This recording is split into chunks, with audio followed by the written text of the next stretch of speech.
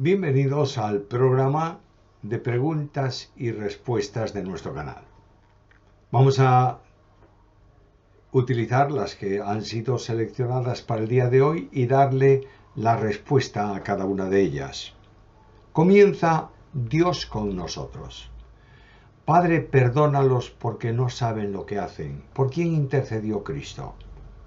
¿Por los romanos que lo clavaban o por los judíos que lo condenaban? La oración de Cristo tiene que ver específicamente con Israel por una razón. El pecado voluntario no tenía sacrificio expiatorio. Sí lo tenía el pecado de ignorancia o el pecado sin intención. Aquellos que pidieron crucifícale, crucifícale, sabían dos cosas por lo menos: que era inocente, que no merecía la muerte. Segundo, que era el enviado de Dios. Por tanto, el pecado no era un pecado de ignorancia, era un pecado voluntario. Y para el pecado cometido voluntariamente de quitar la vida a otra persona con engaño, no había sacrificio. Por eso Cristo pide al Padre que revierta, que considere el pecado voluntario que habían hecho como pecado de ignorancia, y le dice: Padre, perdónalos, porque no saben lo que hacen. Ese no saben, no importa el pecado que sea, sí tiene perdón. Como ocurrió, y esta es la respuesta a la oración de Jesús, como ocurrió con la conversión de miles de judíos en el día de Pentecostés y luego más tarde en la predicación de Pedro en la puerta del templo llamada La Hermosa. Country Balance. ¿Cómo explicar los dinosaurios y los diferentes tipos de humanos a lo largo de la historia? No hay que explicar nada en relación con los dinosaurios, sino simplemente animales que se extinguieron. Ahí están los huesos, fosilizados o no, perdón, de muchos de estos animales. ¿Tipos humanos? No hay tipos humanos. Puede haber humanoides en cuanto a aspecto, pero Dios creó al hombre fuera de toda evolución de otros animales. Algunos enseñan por ahí un pseudo, ¿cómo diría yo? Un pseudo hombre creado en el cual había hombre y mujer. Y esto es teilhardismo puro. Teilhard de Chardin fue un heresiarca moderno que afirmó que Dios hizo un ser bisexual, que era hombre y mujer, hasta que, según Génesis 5, lo dividió en dos, varón y hembra. Hasta entonces había sido uno solo. Pero esto contradice la Biblia absolutamente y es una aborrecible mentira de una estructura antropológica contraria totalmente a la Biblia. Dios creó al hombre, varón y hembra, los creó y los hizo. Jonathan Lozano Mendoza. En Romanos 2:15 dice: mostrando la obra de la ley escrita en sus corazones, dando testimonio de su conciencia y acusándoles o defendiéndoles sus razonamientos. Explíqueme esto, por favor. Bueno, Dios creó al hombre ¿cómo? A su imagen, y puso en el hombre, en su intuición, el sentido del bien y del mal, de modo que la conciencia acusa o no a los hombres de sus acciones. Y esto les hace inexcusables cuando obran mal. La obra de la ley es precisamente esto: denunciar al pecado. Por tanto, esa obra, no la ley, estaba escrita en el corazón, está escrita en el corazón de cada persona para que sepa lo que es bueno y lo que es malo, y para que glorifique a Dios por lo que Él es. Antonio Fernández Heredia. ¿Qué me puede decir de la gente que dice que el rapto secreto es una invención de Margaret MacDonald y de un jesuita. En 2 Tesalonicenses se dice que no vendrá hasta que el hombre de pecado se manifieste. Eso quería decir que el Señor vendrá a la mitad de la semana 70. Amigo Antonio, los enemigos de la correcta interpretación bíblica dicen esto y otras muchas cosas más. El traslado de la Iglesia a la presencia del Señor, lo que ellos llaman rapto secreto, no es un invento de Margaret MacDonald y de un jesuita.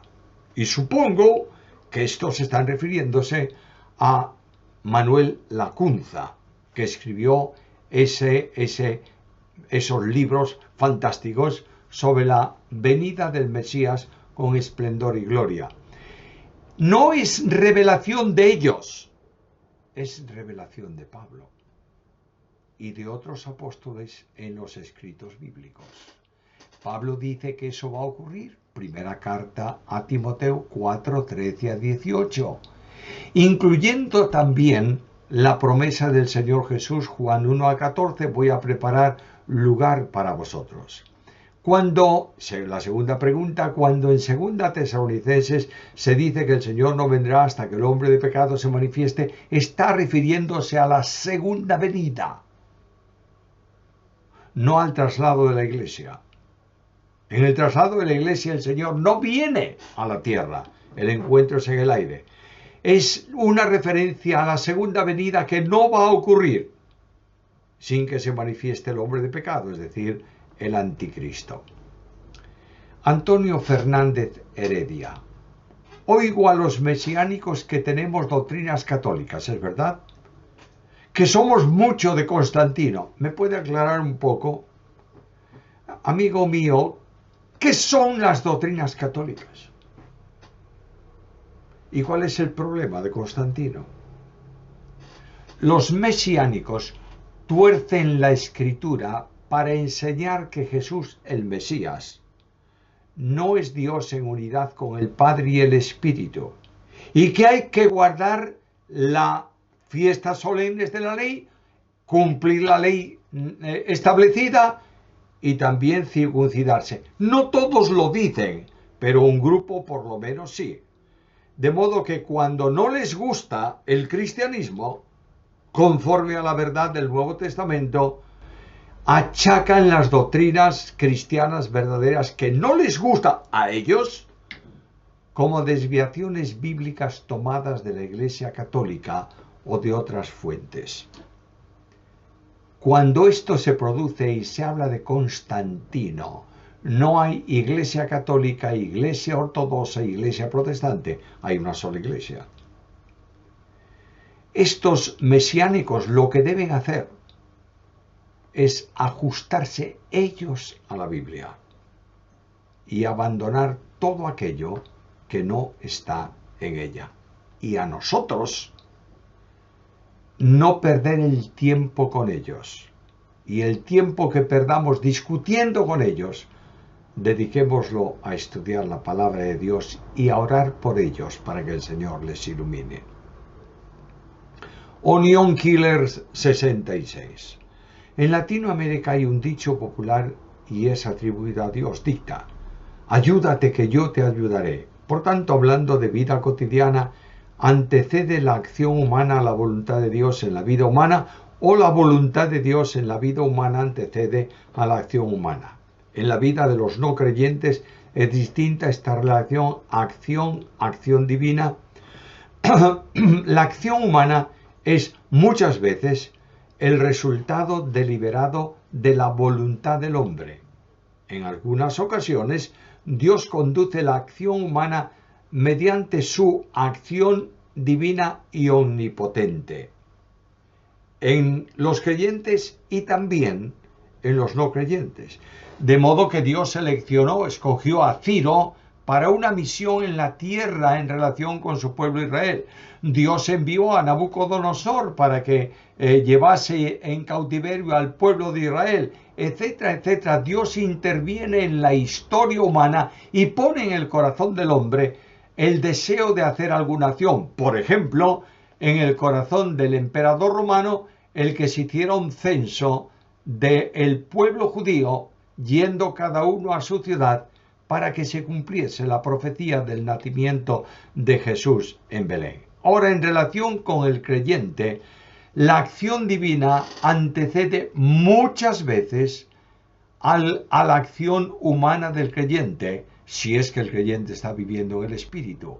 La Biblia dice que Dios es el que en vosotros produce así el querer como el hacer por su buena voluntad. No tengo ninguna duda que Dios cumplirá su propósito en mí, pese a lo que yo soy. Salmo 108:8.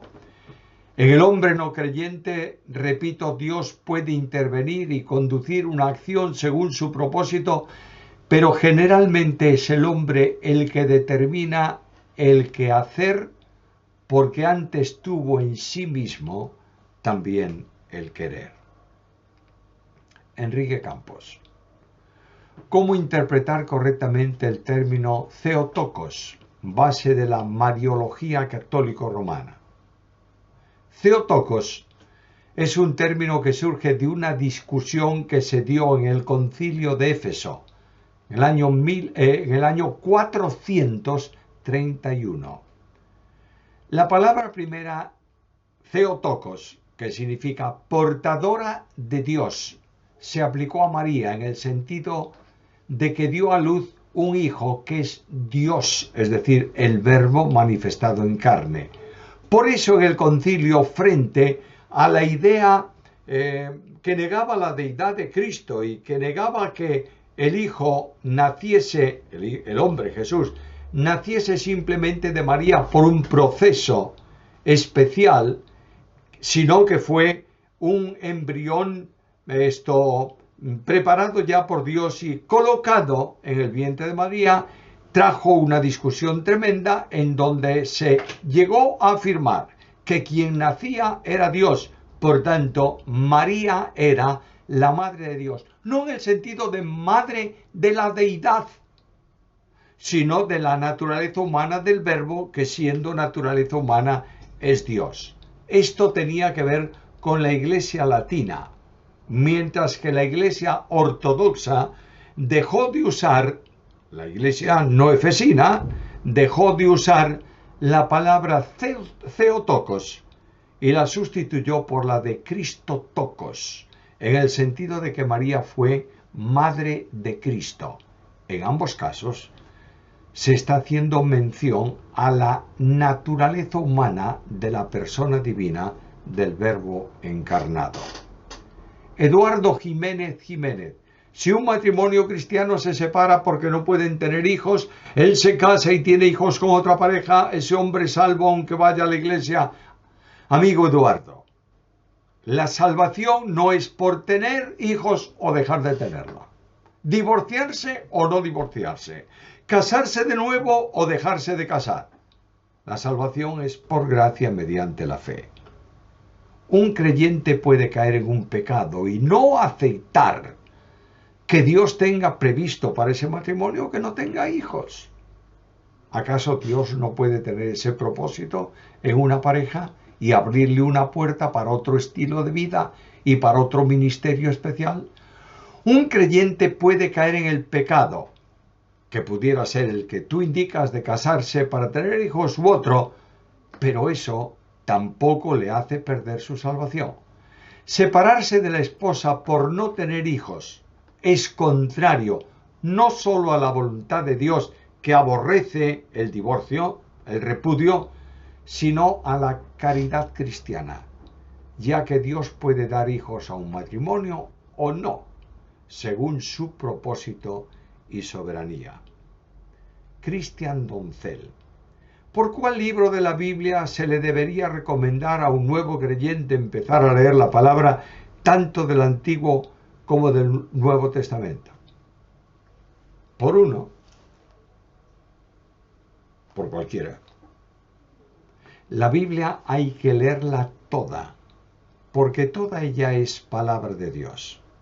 Tal vez podemos orientarlo a los evangelios, luego a las epístolas, libros poéticos, etcétera, etcétera, un orden. Pero ¿sabe lo que necesita esa persona? Un discipulador al lado, que le ayude a comprender las cosas todas, dice, que yo os he enseñado, dice Jesús, para aquellos que son salvos. William Osvaldo Pérez Pérez, en Ezequiel 28, 14, 19, se habla de Satanás antes de su caída como un querubín grande y protector. Me gustaría que me aclarara por qué tenía ese título de protector, ya que ese título implica que cuidaba o protegía algo. Lo que más me intriga del pasaje es cuál amenaza existía en ese entonces para tener ese título, ya que todavía Satanás no había pecado ni había maldad en el cielo. Primero, supongo que maldad en el cielo te refieres al lugar de residencia de los ángeles, no al cielo de Dios. Y volvemos al lenguaje figurado. Dios no necesita protección alguna porque Él es infinito en todo e incluye la omnipotencia. Sin embargo, Dios estableció ministerios para los ángeles, entre ellos para los que están sirviendo en torno a su trono, que son serafines y querubines, custodios de la santidad de Dios y de la alabanza a Dios, en el sentido de que todos deben entender que nadie puede acercarse al trono de la santidad de Dios sin ser plenamente limpio de pecado. Lo tienes en el Salmo 24, versículos 3 al 6. Y estos seres celestiales protegen, custodian de que eso se cumpla en la presencia de Dios. Pero alguien me dice, pero ¿necesita Dios ser custodiado para esto? ¿Puede el pecado acceder a la presencia de Dios? No, Señor. Pero tienes que entender, por medio de estas figuras de lenguaje, lo que significa la santidad y lo que significa acercarse en santidad a la presencia del Señor. Otra conversación. Tenemos muchas en el canal. Son interesantes. Antonio Jiménez Gavarri. Un hombre que se arrepiente en sus últimos momentos, acepta el Evangelio, pero no ha sido bautizado porque no le ha dado tiempo. Cuando vaya al cielo, pertenece a la Iglesia. A la Iglesia no se pertenece en el sentido de ser de la Iglesia, miembro de la Iglesia, miembro del cuerpo de Cristo por bautismo, sino por conversión. De modo que si no se ha podido bautizar, pero ha creído, pertenece a la Iglesia. E inmediatamente interviene dos personas para responder a esta pregunta. Aguilar Aníbal. Claro que sí, a la Iglesia de Cristo. Ahora, si te refieres a una congregación o una denominación, pues obviamente no. Bueno, esto es es de lógica contundente. Si no se ha bautizado y muere simplemente en el momento de creer, no puede pertenecer como miembro a una congregación aquí en la tierra. Y Angélica también le contesta. Tenemos el ladrón que se arrepintió justo antes de morir, no se bautizó porque estaba junto a Cristo en la cruz, y el Señor le responde, hoy estarás conmigo en el paraíso. Gracias, Angélica, por la colaboración en las respuestas de Aguilar y Angélica. Y ahí termina la conversación. Pasamos a otra pregunta. André Mejía. Hebreos 9:28 se refiere al traslado de la Iglesia o a la segunda venida. Los que quedan del traslado y reciben a Cristo como Salvador por la predicación de los 144.000 se consideran Iglesia. En la primera venida de Cristo, el Señor resolvió el problema del pecado. En la segunda venida tiene que ver con recoger a los suyos, ya que ese es el contexto del capítulo de Hebreos. Es decir, el recogimiento de los que son suyos llevados a su presencia, no la segunda venida de Cristo a la tierra. Los que sean salvos durante el tiempo de la tribulación no son parte de la Iglesia porque ésta ya ha sido recibida en gloria, pero los salvos vivos entrarán al reino y los que han muerto serán resucitados y vendrán con Cristo para reinar. La distinción de relación entre salvos y Cristo no podemos establecerla como grupos, sino como hombres salvos por el mismo Salvador. El adiós. Respecto a una pregunta de un programa anterior sobre el divorcio, en caso de infidelidad, o se puedan volver a casar los dos o ninguno, pero jamás uno sí y otro no. El matrimonio es un vínculo recíproco, es decir, no se puede separar la condición de uno de la del otro, o ambos están ligados o libres. ¿Por qué no se podría casar el culpable? ¿En base a qué versículo? Ninguno. Bien, me encanta la contundencia, Latios. Pero ¿estamos hablando de culpables e inocentes? Son dos que se divorcian. ¿Solo hay un culpable? Si los dos son creyentes, ninguno debe casarse. Como Pablo enseña en 1 Corintios 7:10, sepárense, pero quédense así separados. Y si quieren juntarse, reconcíliense con el marido, con la mujer. El problema está en determinar si una persona del matrimonio que se casa con otra rompe el vínculo matrimonial, en cuyo caso la que no se casó o el que no se casó podría hacerlo. Esta interpretación corresponde al liderazgo de la Iglesia y no puede establecerse como una norma general. Eduardo Jiménez. No he entendido bien su respuesta. ¿Los hijos de padres inconversos serán arrebatados juntamente con la Iglesia? Discúlpeme por mi insistencia, porque yo entiendo que no lo son a la luz de lo que Pablo dice, que si un matrimonio donde uno de los dos es cristiano, los niños son santos, porque si eso no fuese así serían inmundos. Nuevamente, es necesario entender que los niños que se salvan son aquellos que mueren siendo inocentes. Es decir, los que no tienen uso de razón en el momento de morir. Nada tiene que ver esto con el traslado de la Iglesia. Solo el niño que no tiene uso de razón y muere, le es aplicada la redención potencial de Cristo, pero no por ser un niño se salva, porque el niño nace en pecado, como herencia genética de nuestros primeros padres. Ángela Silva. En contexto dice, el que no trabaja, que no coma. Si una persona se tira una buena temporada sin trabajar, pero tiene recursos para vivir esa temporada, sin tener que pedir a la Iglesia y nadie, supongo que dice, y ni ayuda de nadie, esa persona está en el mismo contexto de 2 Tesalonicenses 3:10. Estimada Ángela, Pablo no está hablando de quienes tienen recursos para vivir sin trabajar. Aunque eso es un problema, puesto que no trabajar contradice la voluntad de Dios, que puso al hombre en la tierra para que trabajase. No puede aplicarse, por supuesto, a estos de Tesalónica, que vivían sin trabajar a cuenta de sus hermanos y a expensas de la Iglesia. Hay una diferencia muy grande. Si uno tiene recursos para vivir sin trabajar, no está incluido en eso de que si no trabajan, que no comen. Porque lo que está diciéndoles, si no quieren trabajar, no les deis de comer. Pero no se le da de comer a uno que tiene recursos y puede comprarlos. Ángela Silva. ¿Usted está de acuerdo cuando un ministro en una campaña después de evangelizar llame a las almas hacia adelante para orar por las almas para que reciban a Cristo? Porque yo no veo eso en la Biblia. Yo lo que veo es que los apóstoles se limitan a predicar el mensaje del Evangelio y las almas que oían el mensaje del Evangelio respondían, ¿qué haremos?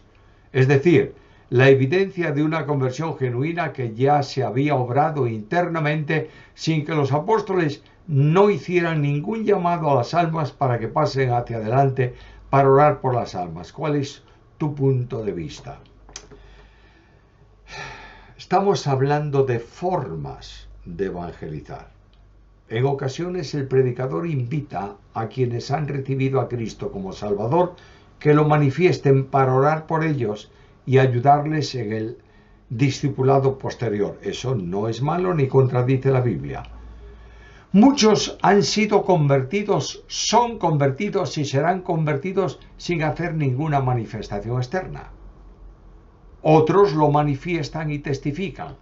De modo que lo que nosotros tenemos que hacer es predicar el Evangelio a toda criatura y esperar confiadamente que el Espíritu haga la obra que nosotros no podemos hacer. Entendiendo que los hombres no se salvan por hacer una oración, sino por depositar su fe en Jesús.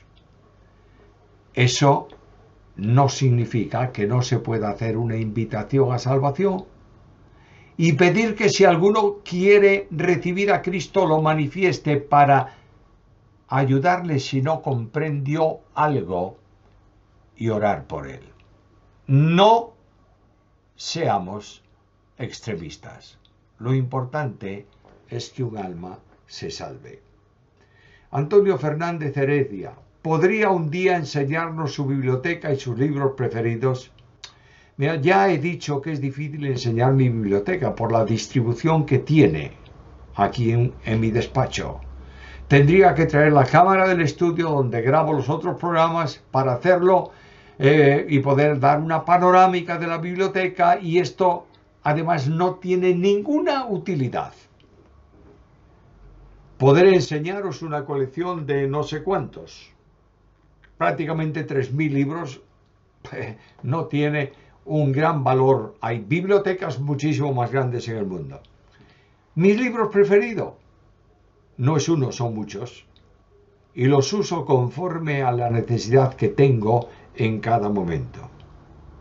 Si estoy analizando un texto griego, estaré usando de vez en cuando por lo menos el diccionario etimológico del griego, estaré utilizando algunos diccionarios sobre la koiné, depende en qué tiempo, etcétera, etcétera. Si estoy hablando de historia de un libro de la Biblia, acudiré a un buen libro de historia para que me ayude a refrescar la memoria. Acudiré a mi cajón de notas, etcétera, etcétera. Por tanto, es tan ambiguo y tan diverso lo que yo estoy haciendo para estudiar que no merece la pena ni ver mi biblioteca ni seleccionar un libro. José Santiago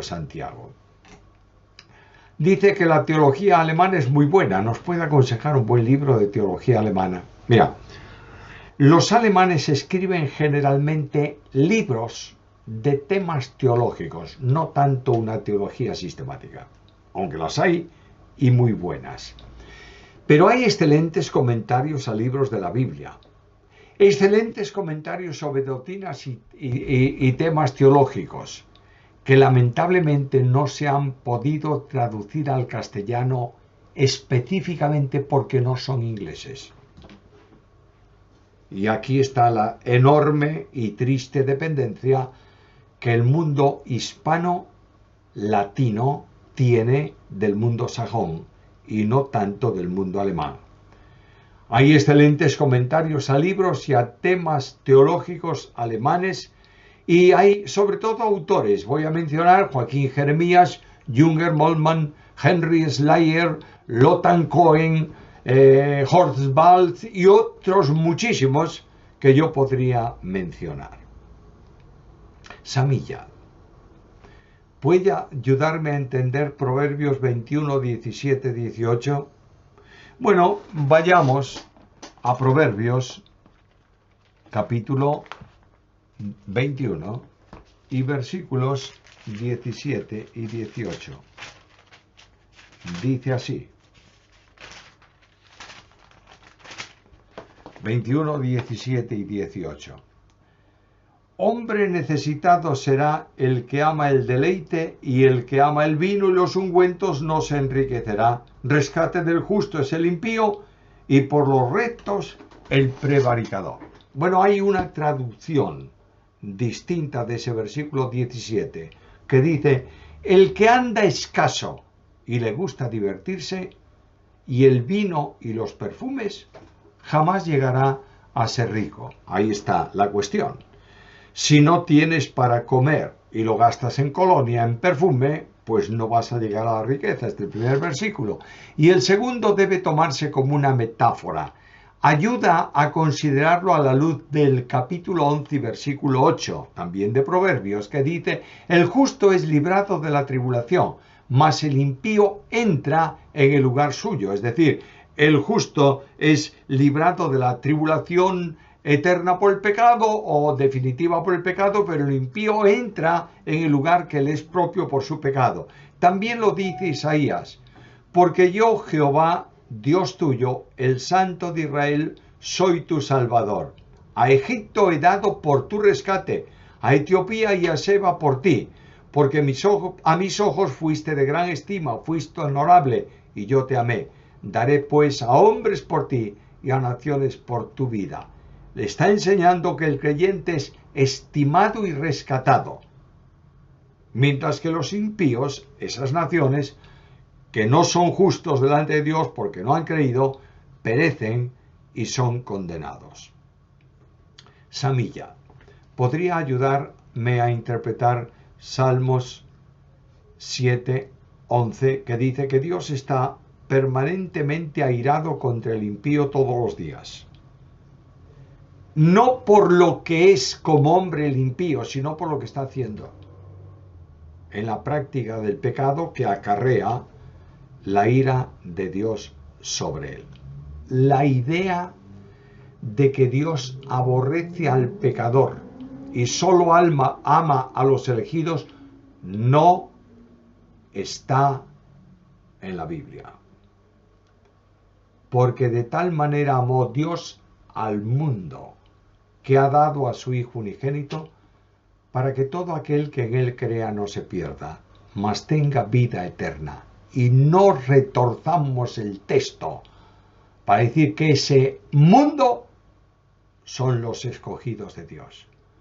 Porque si mundo significa escogidos de Dios, cambiemos esa traducción de esa forma en todo el Nuevo Testamento y verás el problema que se produce. Paquito Heredia, ¿cuál considera el mejor libro de la Biblia para predicar a Cristo? Toda la Biblia. No hay un libro específico, porque Dios puede usar un texto que aparentemente no tiene ningún mensaje evangelístico para nosotros para alcanzar a un pecador.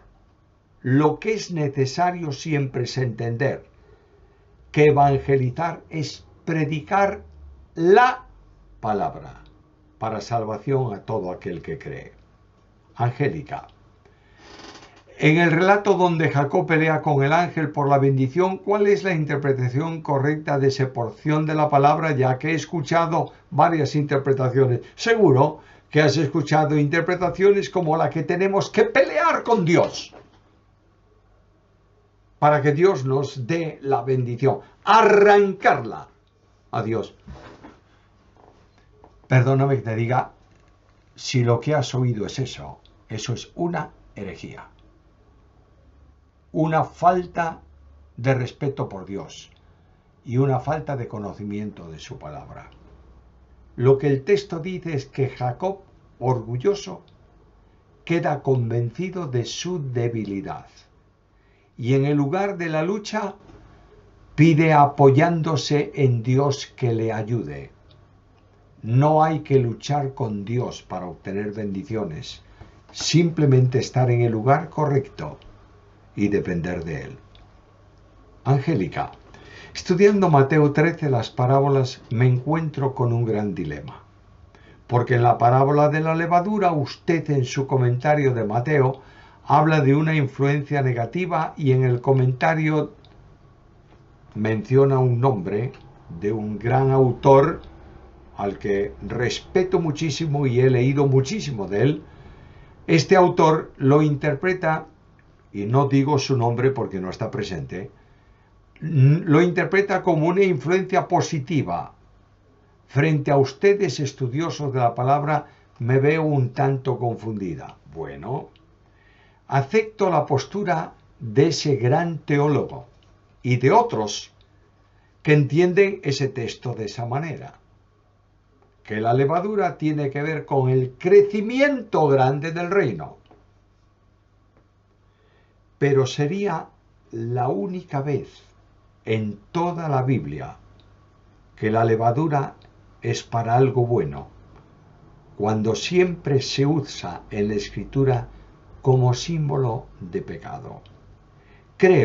Yo creo, es mi interpretación, que la interpretación tiene que ver con introducir lo que no es bueno en medida muy pequeñita entre lo que es bueno, que podría muy bien ser doctrina, para corromperla totalmente.